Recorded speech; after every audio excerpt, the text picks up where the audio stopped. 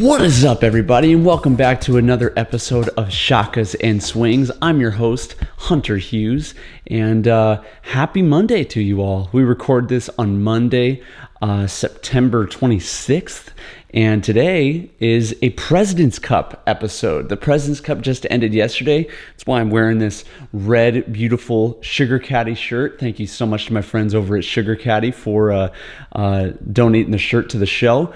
Thankful for your support. And the President's Cup just ended this past week, not to be confused with the Ryder Cup.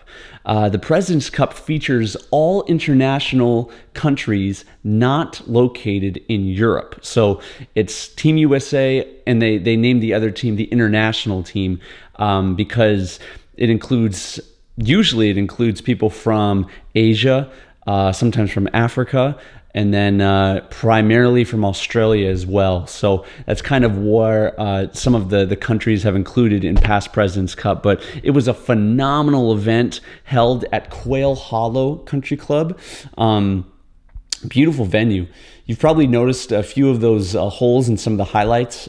Ricky Fowler had a phenomenal shot there back in the I believe it was the Quicken Loans tournament in the mid-2000s, where he almost holed out with the creek right next to it. Beautiful golf course. The stimp meter was at about 13, which is at Augusta National level, which is really fast.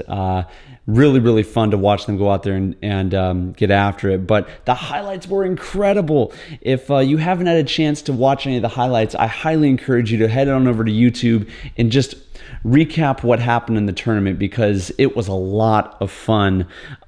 Chip-ins, eagles, crowds roaring, everything you would want from team golf. And very rarely in an individual sport like golf do we get the opportunity to play as a team, and I'll get into that a little bit later.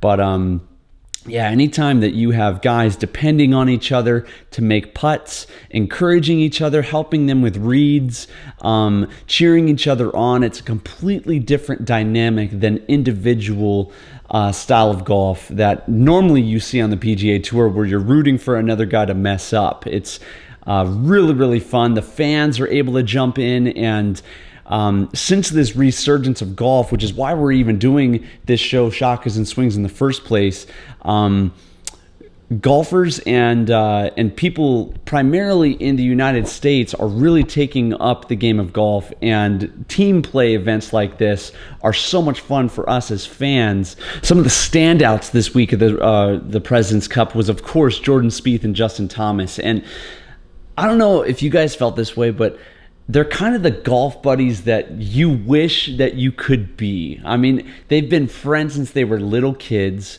They've played tournaments together all over the world together, really since they were like 10, 11 years old. You can see their chemistry. They hang out a ton, not just on the course, but off the course as well.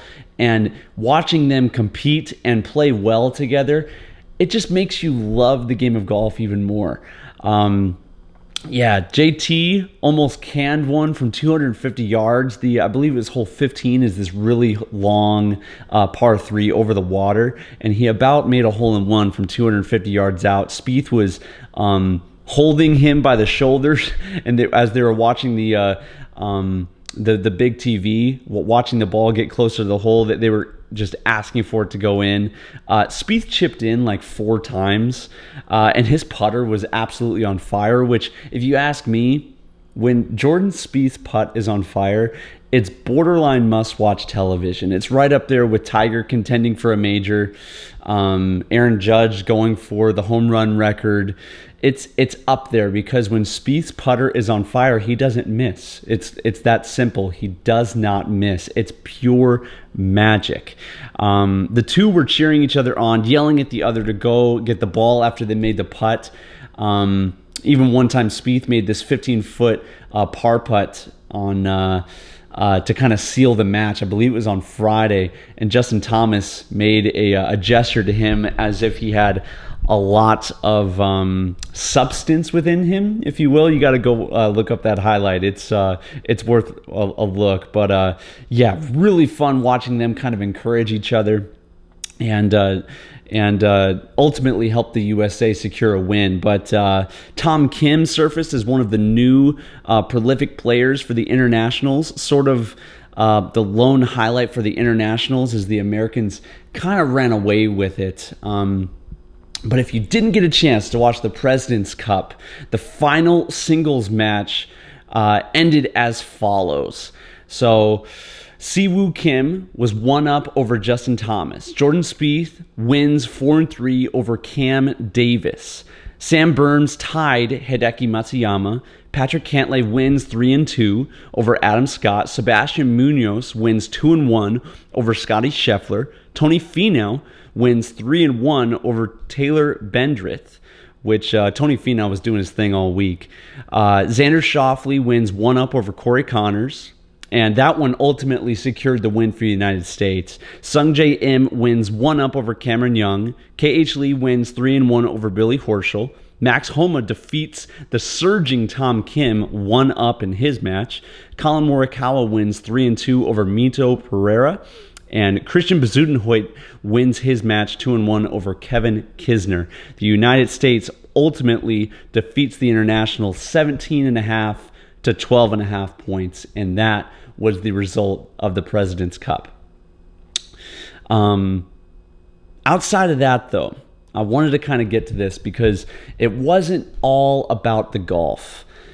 It was about who wasn't there. You couldn't help but notice a handful of live golfers that have declared their allegiance to that tour were not at the President's Cup this year. Right off the top of my head, I think about Bryson DeChambeau, Brooks Koepka, Dustin Johnson, Patrick Reed, not my favorite, must be said, but he's been phenomenal for us in team events in the past.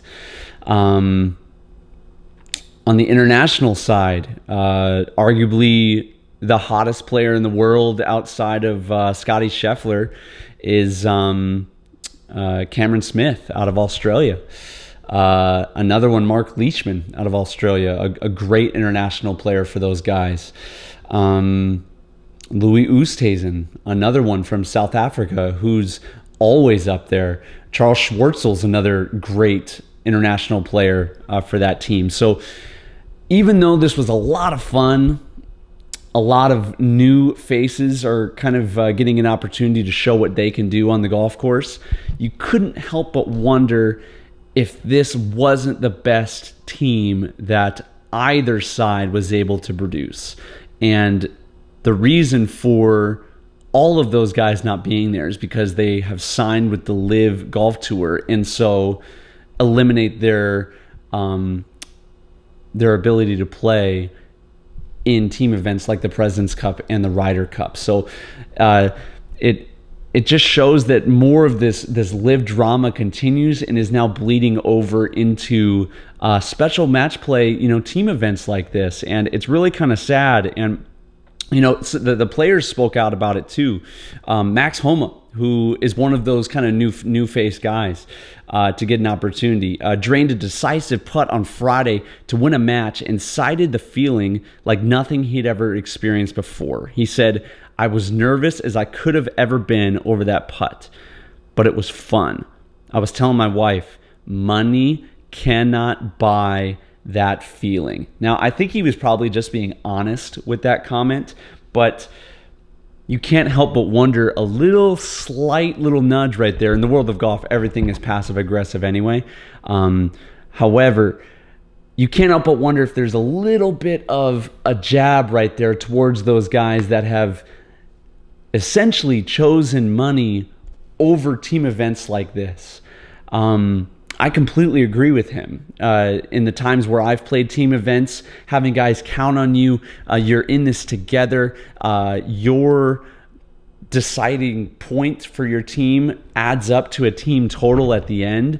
It puts a different dynamic to the game of golf. It makes it feel more like a team sport, and it is so special. Very rarely do you get to wear your country's colors, play for your country, play for your team, play for your boys.